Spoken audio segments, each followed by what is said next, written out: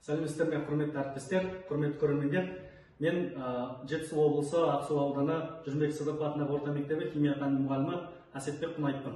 Мен бүгін сіздерге Реалион цифрлық лабораториясының кішкене таныстырылымын жасамақшымын, және сол бойынша қалай жұмыс жасау керектігін көрсететін боламын. Енді бұл осындай қораппен келген екі нұсқаулығы бар, біреуі оқушыға, біреуі мұғалімге арналған. Енді жалпы екі үлкен датчиктер бар, датчиктер жалғайтын құрылғылары бар. Біреуі калориметр. Бұл жерде ең бастысы элементтерді, заттарды анықтауға арналған. Бұл көбінесе жарықтың жұтылуына байланысты жұмыс жасайды. Екіншісі бұған қосымша жалғанатын датчиктері болады. Бұл сол арқылы температураны, pH ортасын, қышқылдық негізгі ортасын және ерітінділердің құрамындағы нитрат иондарын анықтауға болады. Нитрат ионын анықтайтын датчик бар, және электролиттердің электропотенциалын анықтайтын датчиктері бар.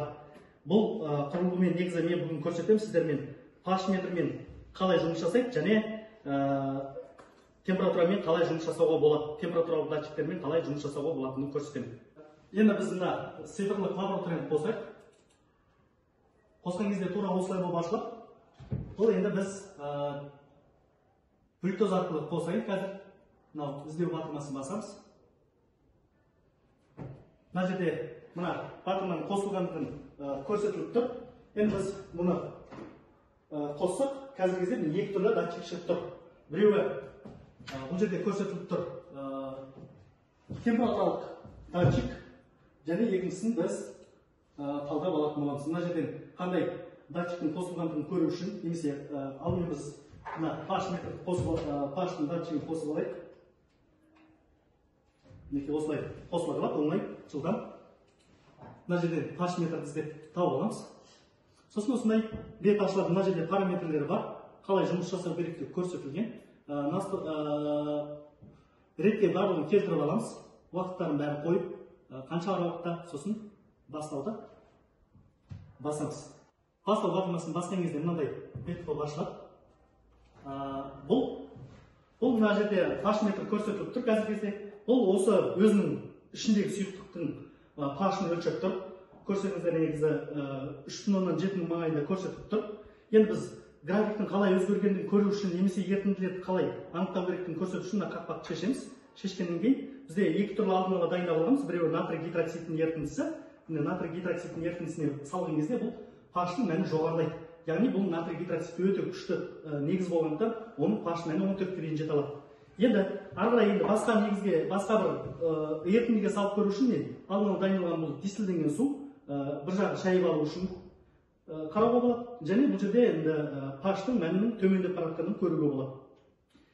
Және ары қарай біз қышқыл, яғни азот қышқылы алдын ала дайындалған, азот қышқылының pH-ын өлшейтін болсақ, бұл жерде графиктің бірден төмен қарай құлағандығын көруге болады. Яғни 0,100-ден 45-46-ны бұл көрсетіп тұр деген сөз. Енді біз қайтадан суға жуып, екіншісінен шайып, ары қарай қолдану үшін осылай шайып отырамыз. Алдымен мына қышқылды құйып алайық та, сосын оған pH метрімізді батырайық. Сол кезде, яғни графиктің төмен қарай құлағанын көріп тұрмыз. Енді натрий гидроксидтің қышқылға қосқан кезде, яғни реакция жүру барысында pH-ның қалай өзгеретіндігін көруге болады. Бұл әлде төменді көрсетіп тұр, жоғары оқу үшін кішкене көбірек қоссақ та болады. Яғни азот қышқылымен натрий гидроксид әрекеттесекте pH-ның мәні көтерілу керек.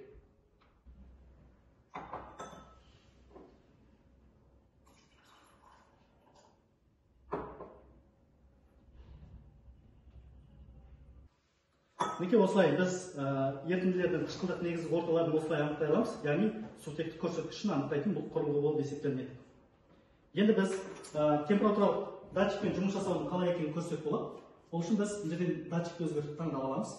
Яғни мына жерде бұның енді температураны өзгертіп қоюға болады. Қазір біз енді 20 Цельсий градус пен 40-тың арасында есептеуді жүргізу қалай көрсетуге болады. Яғни мынау қазір 27 Цельсий градус маңайын көрсетіп тұр. Енді қолымның температурасын қалай өзгеретіндігін байқауға болады. Яғни графикпен бұл температураның жоғары көтерілгендігін байқауға болады. Сол арқылы біз ерітінділердің реакциялардың жүру барысындағы температуралардың өзгерісін бақылай аламыз. Сол арқылы зерттеу жұмыстарын жүргізуге болады. Егер мен мынаны қазір жіберсем, бұл ауаның температурасын өлшейді де температурасы төмендей бастайды, яғни график төмен қарай құлады деген сөз. Бүгінгі менің көрсетейін деген таныстырылымым жалпы осы. Аман сау болыңыздар.